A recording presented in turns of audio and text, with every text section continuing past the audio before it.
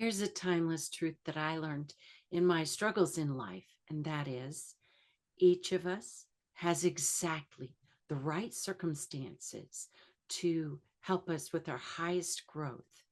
And the trick is to reframe it and turn it around and really look for the benefit.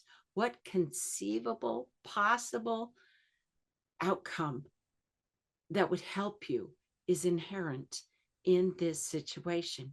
And once you learn to do that, your life will become much easier.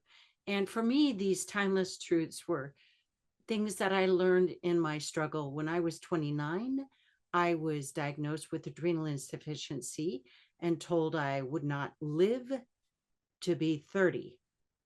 And I had other plans. I had two young children, and I wanted to be around for them. And I wanted to experience more joy in my life. So I'll be sharing with you my timeless truths that are found in my book, Turning Trials into Triumphs, The Way of the Phoenix. And you can find that on Amazon. So remember, it's your life. Live it, love it.